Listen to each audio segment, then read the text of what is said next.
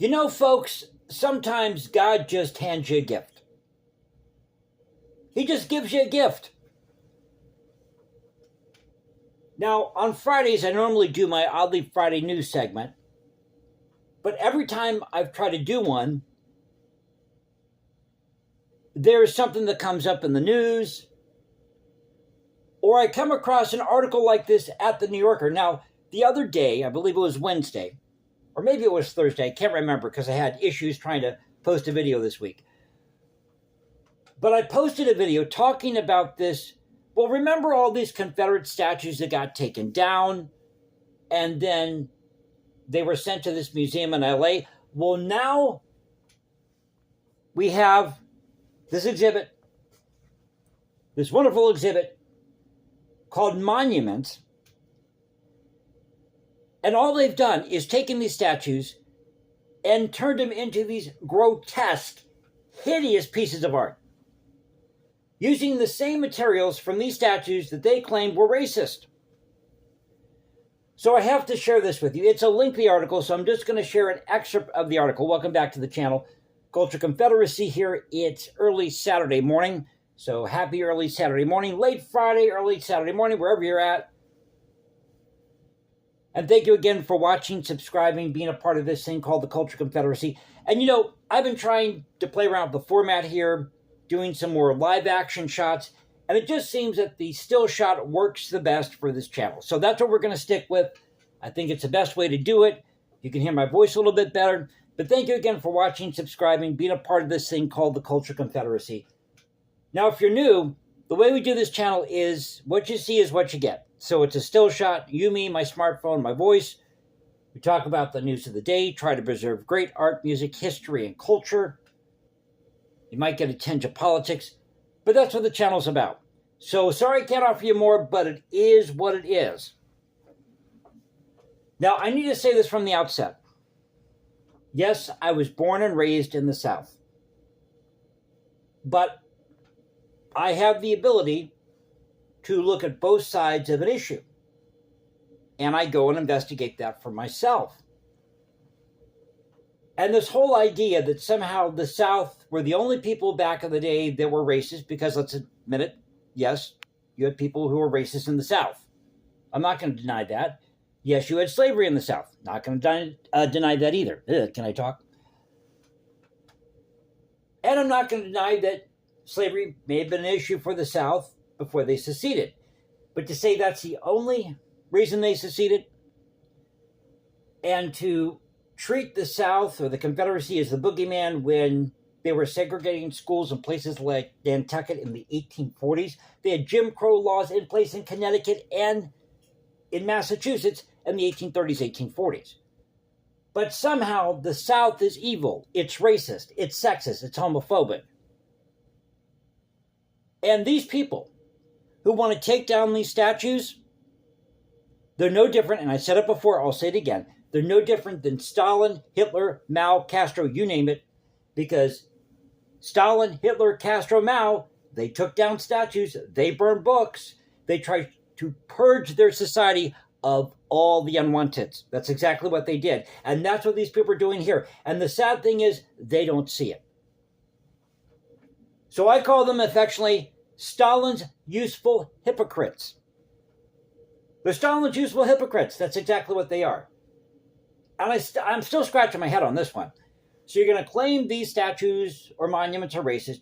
You topple them, you take them down. You're going to throw them in the trash. Going to burn them, whatever you're going to do, melt them down. But you're going to reuse the materials to create a new statue to put on display to expose the racism and sexism, homophobia of the South. Well, if these statues are as racist and as sexist and homophobic, as I said in my last video, as you claim now, all you Stalin useful hypocrites, then why would you use any of the materials from these statues you melted down to begin with? Sounds to me like you're just too damn lazy to go out and find your own materials, and you have no talent. And you're just trying to find somebody to pick on because you've got nothing better to do with your time. That's really what it boils down to, and jealousy. You know the old saying that most of the world's problems are because of love or money, or due to love or money? So let's get to this article here. Don't want to take up too much time. Again, this is at the New Yorker in their Art World section. A daring show remixes the monuments of the Confederacy. The Confederacy. As the Trump administration tries, now listen to how they word this, just to show you the Stalinistic tactics, Hitler-esque tactics they're using here. As the Trump administration tries to rescue symbols of the lost cause, an exhibition in Los Angeles led by Kara Walker finds meaning in their desecration. We're going to find meaning in the desecration of these former monuments or statues that got melted down, torn apart, rebuilt into these hideous, grotesque structures. How can you find meaning in desecration? That's an oxymoron. You're desecrating something to get rid of its meaning.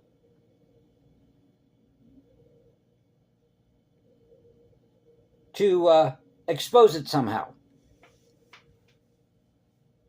Or put it in a bad light. So it starts out, and this is funny. The first thing you see is a horse's ass. Yeah, I see that right now. It's with Kara Walker and Hasma Walker and all them cats that tore down all these statues back in 2020. BLM. They're the horse's asses, not me. Not the Confederacy. Protruding upside down from the thorax of a monster, a man's arm descends from the beast's stomach, his gloved hand clutching the blade of his fallen saber. There's no sign of a rider's face, but a head of well-coiffed hair dangles from the creature's eyeless muzzle. Every part of the work comes from a statue of the Confederate General Stonewall Jackson Lee because, again, these people have no originality, they can't find their own materials, and they're too freaking lazy to do so. Stonewall Jackson's statue that was removed from Charlottesville, Virginia in 2021. It was subsequently given to the artist Kara Walker, who carved it up, listen to this, carved it up in accordance with a butcher's diagram. Now that's just sick. That is mentally sick. These people are psychotic. They need to go see a psychiatrist. They need to seek professional help. If a Confederate statue, which has never touched you physically, never made it past at you, never assaulted you, is giving you that much trouble that you're going to go to the lengths of toppling this thing, and then you're going to cut it into pieces, and then you're going to try to rework it into some hideous creature, then you need to go see a psychiatrist. You need professional help. The finished sculpture Unmanned Drone, on view at the Brick in Los Angeles, is part of a joint exhibition with MoCA or Museum of Contemporary Art, called Monuments. It at once an act of carnivalesque retribution and recognition. Carnivalesque, there you go. Recognition of the Confederacy's zombie-like persistence. The Confederacy's zombie-like persistence. Yeah, we got the Confederacy out there just walking around like a zombie. Well, didn't the Confederacy die off like 160 years ago? A rebellion defeated more than 160 years ago refuses to stay dead. Well, it wasn't a rebellion, they seceded. Yes, you had people like Lincoln call it a rebellion, but it wasn't a rebellion. It was secession. In fact, I'm having this argument right now with somebody here on YouTube, believe it or not. We're having this discussion about the similarities between the American Revolution and the Civil War. And I pointed out that, Southerners were just doing what they thought under the Constitution they had a right to do at the time as the Constitution was written, but somehow this person can't get that. But no, they seceded. South Carolina seceded in December of 1860. The Civil War didn't start till April of 1861. That's about a 4-month period, 4.5-month period,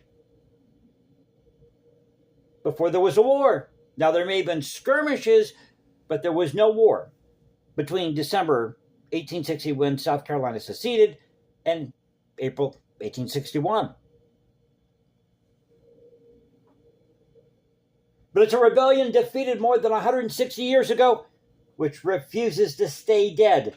Between the creature's legs, a horse head emerges from a gape in the bronze like a new Jackson already foiling. In March, Donald Trump, now we're bringing Donald Trump into this. In March, Donald Trump issued an executive order calling for the reinstatement of monuments removed or changed to perpetuate a false reconstruction of American history. Yeah, Donald Trump is trying to is removed or changed. He's trying to do all this stuff, right? Because he's racist, sexist, and homophobic. That's not what's happening. He wants us to show the best of America. But see, Trump's fallen into this trap with the 1776 Commission or whatever it is, and the 1619 Project, and none of them get their dates right.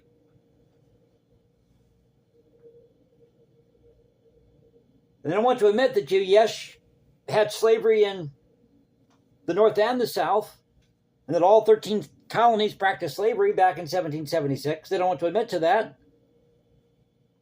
And actually, it was the Spanish and the Portuguese that brought over slaves and indentured servants in the mid-1400s. If you're going to blame anybody, don't blame the South, blame the Spanish and the Portuguese. No knock on the Spanish or Portuguese that are watching this channel, because we love the Spanish and the Portuguese. I'm from Florida. Florida is steeped in Spanish culture, in Spanish history. And I'm proud of that. I'm proud of that as being a Southerner. Did I say that right? Don't worry, it's late or early morning, whatever time it is.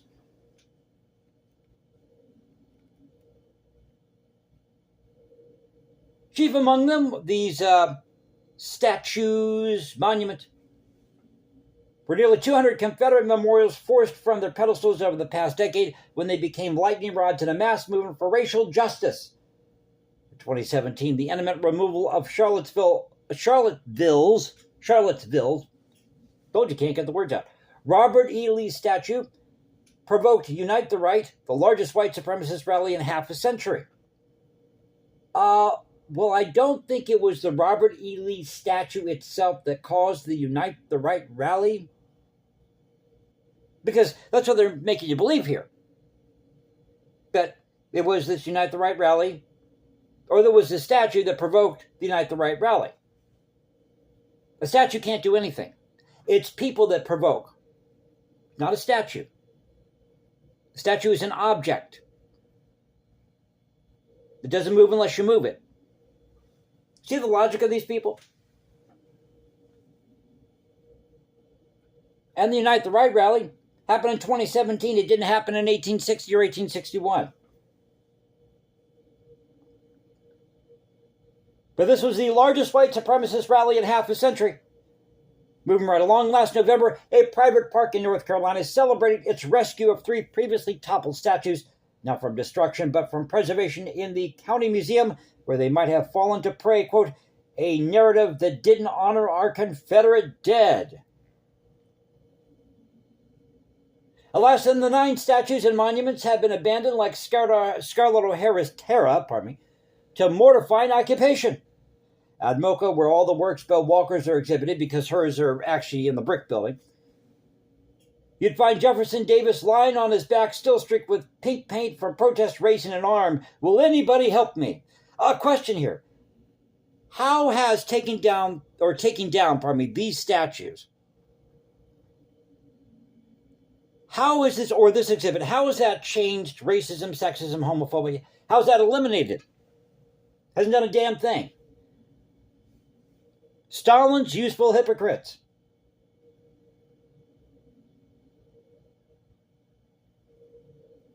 But he's raising his arm, Jefferson Davis, who said, by the way, we are not fighting for slavery, we're fighting for our independence. That's what he said. Jefferson Davis, president of the Confederacy, toured a group of Klansmen photographed by Andres Serrano.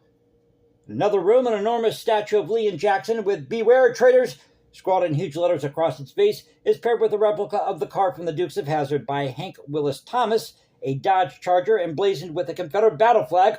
Oh my God! Which here stands totaled on its head.